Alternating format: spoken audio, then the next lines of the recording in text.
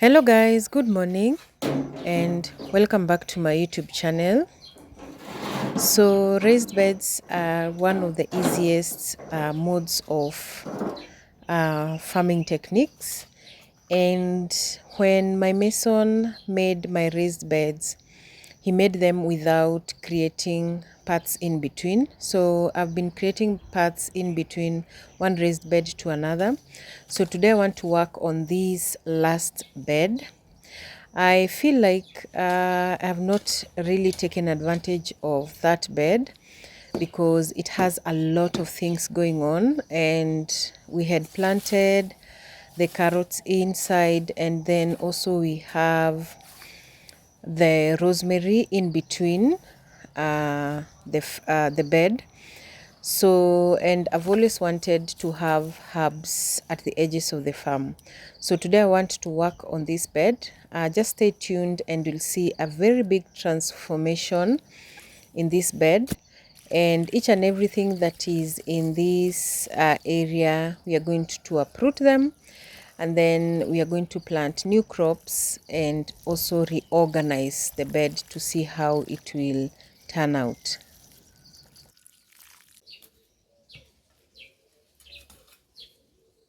So I'll also be transforming the paths in between each bed. So because when the beds are neat and clear, it is easy also to work with and also to pass through when you want either to harvest or you want to um, either plant something. So, and I've always said that there's nothing that is easy to work with like a raised bed, and the paths are the most important areas in your bed, especially when they're very neat and clear paths. And because I do not want to have a bushy um, herb or a crop at the front of the bed, so I've decided to have the rosemaries and the lemongrass at the edges, at the end of each and every bed. So I need to remove now this rosemary so that this space now can really work on any other crop that will be planted after this space. And also we still have other rosemary plants that I've planted in different spots of my farm, from the front part of the garden and also here at the back side of the garden. We have several rosemaries. Some were planted early and some I just planted recently, and they have already catch up with the soil. So removing this, it will not hinder us from harvesting rosemary every single day.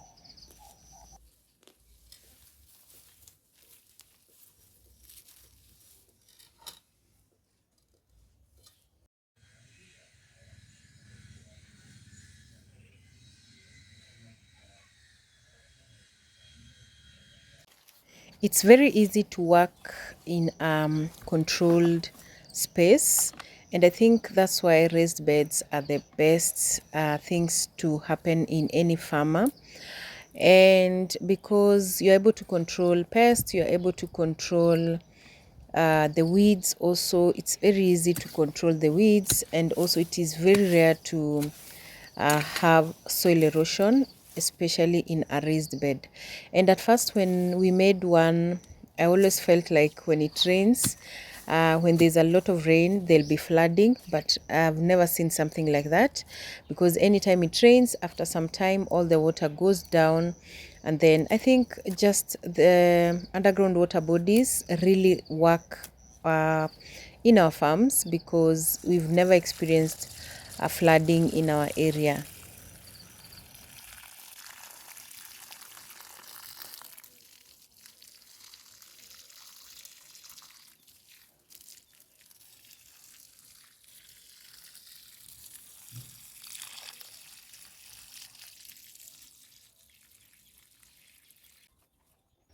And also, I really want to take advantage of the rains, because I know soon we are going to be receiving rains. The clouds are promising. So it's always very important to prepare your farm a week before you start planting. And right now, the only thing I'll be doing is just clearing and then harvest each and everything that is in this bed.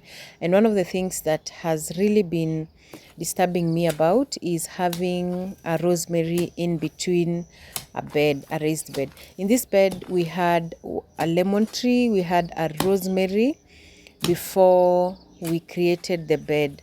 So I managed to remove the lemon tree, but now the rosemary, I kept on leaving it because I wanted to continue harvesting until the other rosemary plants now grow.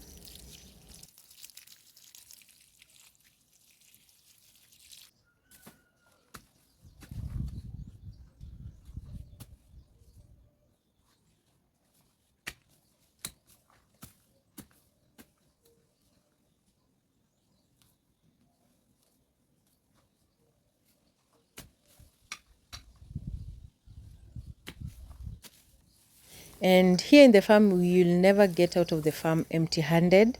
We just have to harvest something from the farm. So, and you can also realize how tiny the carrots have been because there was no direct sunlight till the end because the carrots were at the farthest end of the bed. So I think it hindered them to expand and also grow really well. And also some of them did not do really well. Some were unable to continue growing. So also the kales that were at the edges of the bed, I decided to remove them because I have a lot of kales at the other side of the farm. And most of the time I always give out kales, either selling or give out to my ducks. We rarely consume kales here or sukuma wiki. We concentrate on the indigenous vegetables a lot.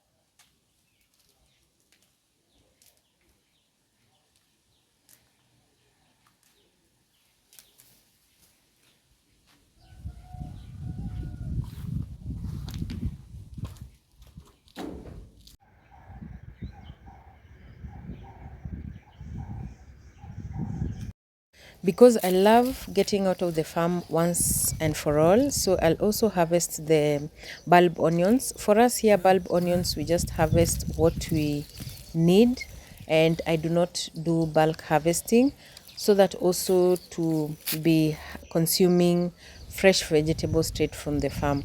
And they are not doing really bad, but I was expecting bigger onions than these ones.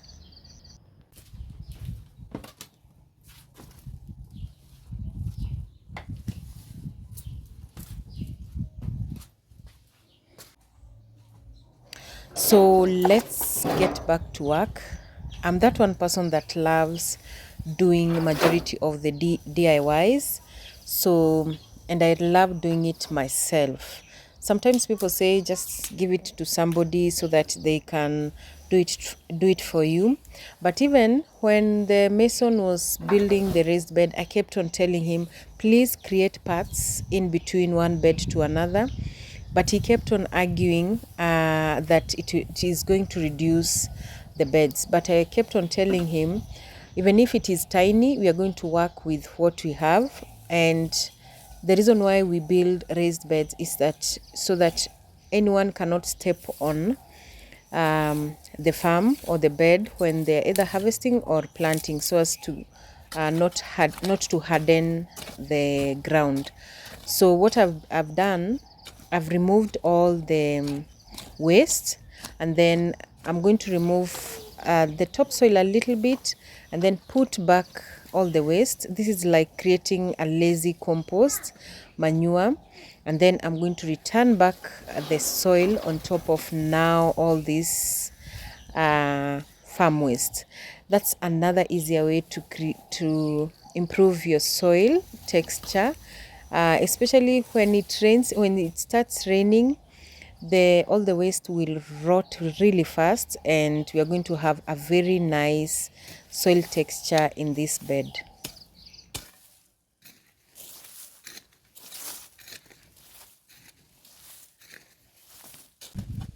So that's why I always say here in my farm, I will always work with what I have. So if you're unable to get things like the manure or the fertilizer, you can create your own. And this is the simplest way to create your compost manure, just from the waste from the farm. Or before you plant any crop, you dig a hole, then put the kitchen waste, and then put some soil, then plant any crop on top of that.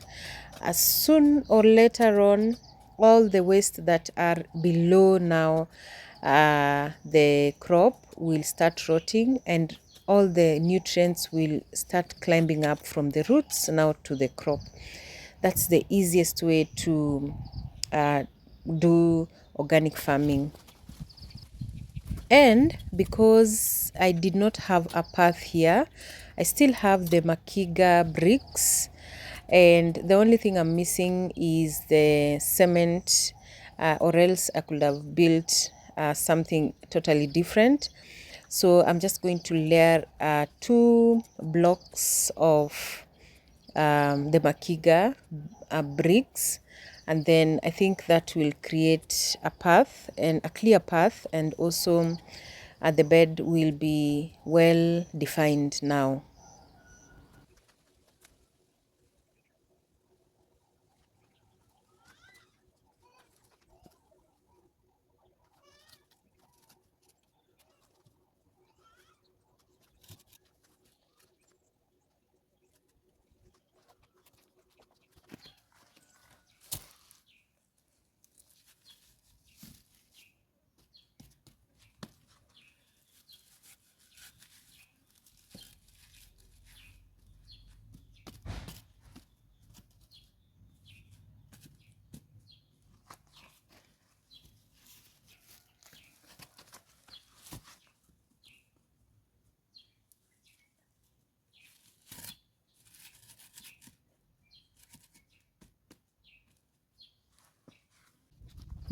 And of course, this is not something easy that you wake up and just do it within 20 minutes or 10 minutes. Uh, but anytime you see the end result, it gives you so much satisfaction. And our bed has turned out to be so clean and so neat. So the only thing that is remaining is to plant something in here.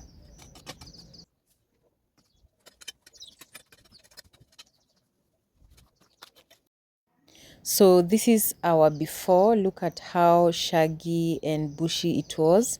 And now look at our after.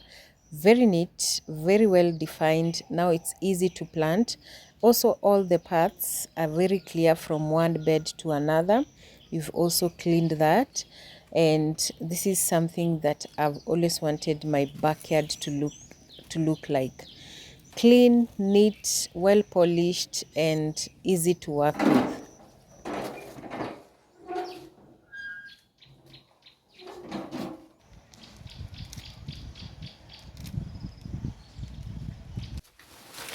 So let's make some lunch after a very tough day in the farm.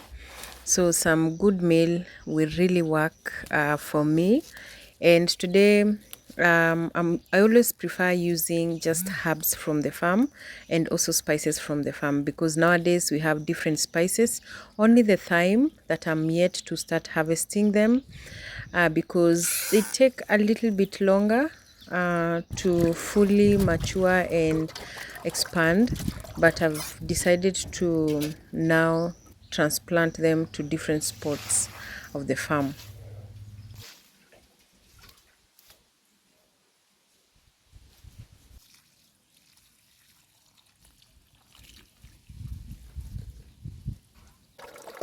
When you get almost all the groceries from the farm, it is always very satisfying.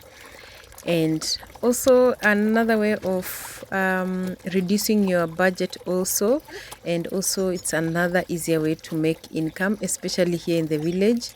People rarely plant these other crops like the carrots, the onion, the bulb onions, and also the ginger and garlic. People rarely plant them, and when they come here and see me growing them in the farm, they always wonder, how did you know that this crop grows here? And I always tell them, just try and plant it and see how it will perform, then you can perfect it on with different ways of planting it.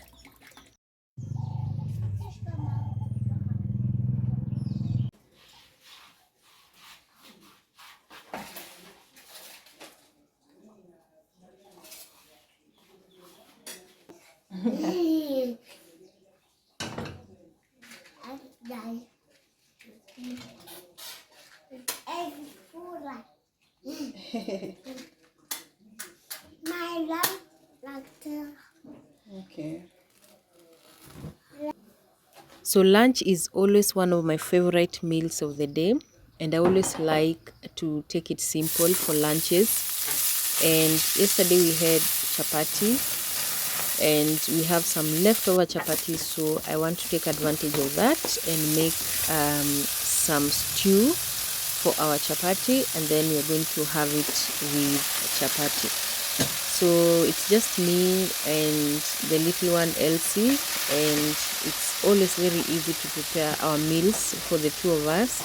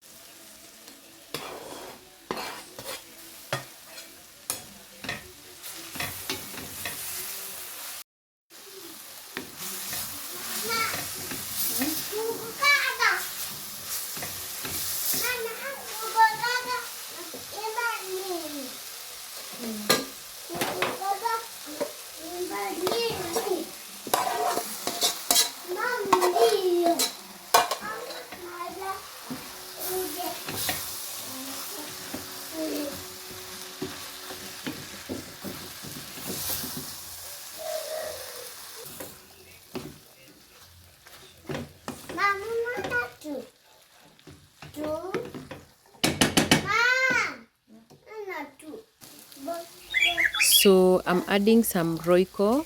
Roiko is just a common spice here in Kenya. So I'll be adding some roiko, mix of roiko and water to our stew, so that we have some soup, because chapati is always dry, and then our meal will be complete.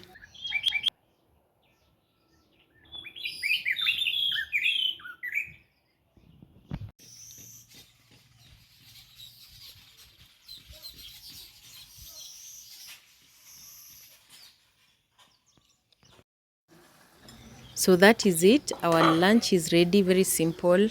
The only thing that is missing here is avocado. I've really missed avocado from our farm. And anytime I do not have avocado from our farm, I rarely buy in the market. I think when you're used to your own, eating your own food that comes from the market tastes a little bit different from what we have. So Thank you so much for watching. I think our video will end from here. Let me and my daughter enjoy lunch. So thank you so much for watching. If you have watched this video till the end, if you haven't subscribed yet, please subscribe to my YouTube channel, like, comment and share this video. So thank you so much, and that is it for us. For now, it's bye bye.